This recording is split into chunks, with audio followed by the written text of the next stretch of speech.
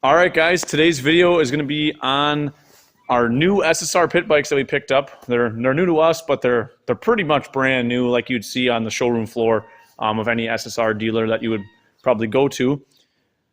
They're new in terms of, for us, just the transmissions on these are going to be the automatic ones. In the past, we've had semi-automatics and full manuals.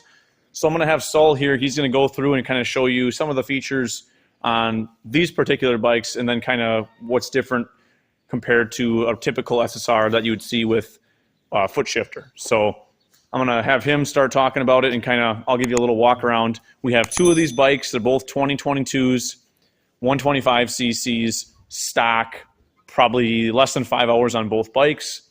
So I'm going to have him kind of do some talking on that. So from the factory, they haven't really changed too much over the years.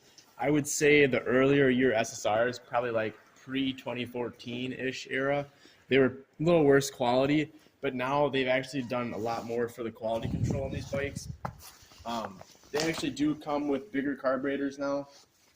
I have an SSR 110 back there that has the smaller carburetor, and it's more of a chintzy looking carburetor. These actually look a little more legit, and the air filter styles updated. On the other ones, they have the big cylinders on them. I'd say you call it cylindrical shape like that. And then obviously the one main difference with the manual versus the auto, whether it be semi-automatic or full manual, is the automatics have electric start only, and they're kick only for the manual and semi-automatic models. So those are the big major changes. The plastics are a little more updated. I think they're a little more like pointy, whereas they're a little more round and not as sharp looking from the older models. And then besides that, I think the rear tires, the rear is a 12, it's an 80-100 12, which is a little bit wider than I think what they used to come with. They kind of had a little more narrower tire, and they look like a little bit better quality tire also. I don't know what. It definitely looked wider than normal to me, but too, I could be wrong. Seems like a brand. Chinese. Probably something Chinese. Ching chong. But anyways. And they also have keys on them, guys. That's a big thing you want to probably remember, to turn the key off. Even though you can shut it off with the emergency stop switch, right, that may or may not leave power on constantly and drain the battery. So yeah, and the battery's just located right up here in the front. Yep, right up front there. Don't look like too bad of batteries, if I'm being completely honest with you guys. Do they have like a battery? Oh, there's kind of free floating in there. I might make a little battery brace for them. Well, no, it's sucked up in there, basically. I mean, the battery can't really jump out of there too bad. But yeah, the exhaust, they're actually pretty loud stock, honestly. I don't know if you want to start one of these up, you think? Yeah.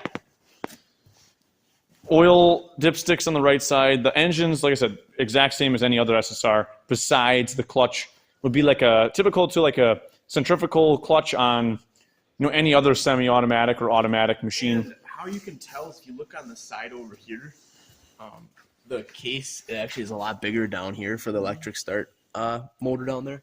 Yep. So that's the main difference you can see. We can maybe show them another one. Yeah, the starter's going to be right back there. Side. Yeah, but it's a bigger case down here where your stator would be. So yeah, I can go ahead and... Yeah, we'll see if it fires up. And so yeah, your buttons right here. Obviously need key on, switch on. Chokes.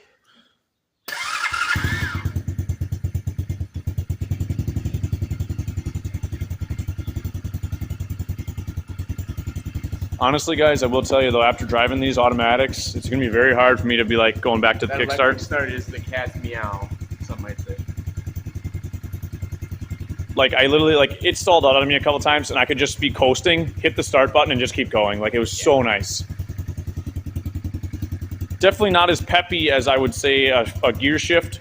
I would say the acceleration is much better, but the top speed isn't up to snuff.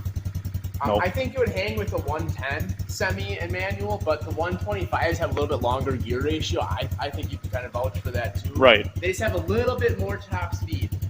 And it looks like they both use, regardless of the color of the plastics, they have that silver, almost like reflective looking SSR logo, right?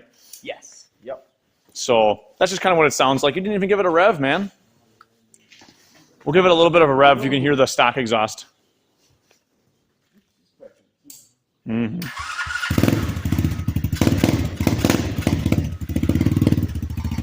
like I said, we bought these bikes used. The gas that's in them isn't really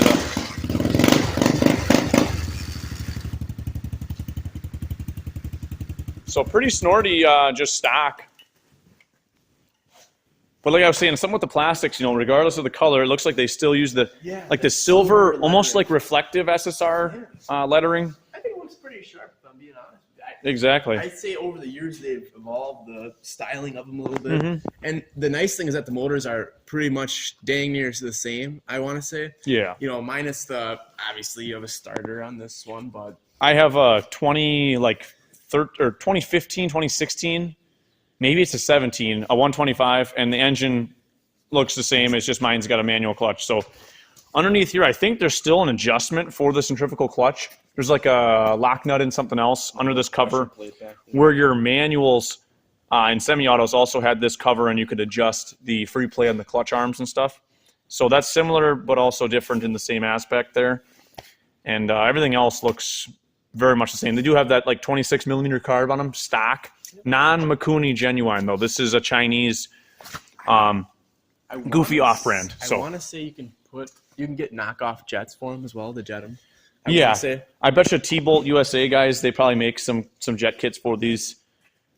We'll most likely keep them around, do some videos. You know, we like I said, we tested them out a little bit. We did not get any footage of it. We just drove them side-by-side comparison. As you can see, we have like 6 inches of snow right now, so we're not trying to wipe out too bad. Yeah, just wanted to give you guys a little video, a video on the bikes, kind of give it a walk around. This is our first, full automatic pit bike. We've driven one before, but we never owned one. And like I said, this deal was too good to pass up for 2 of the same exact bikes, 2022s. Pretty much brand new. I mean, the hours, like I said, they were ridden very, very minimal. So, and if you guys, it's a 124 cc.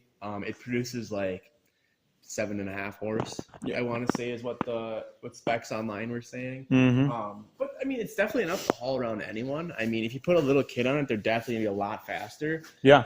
But yeah, the full auto it's really easy. If someone's starting out to learn, I would recommend a full auto or a full auto or a semi-automatic.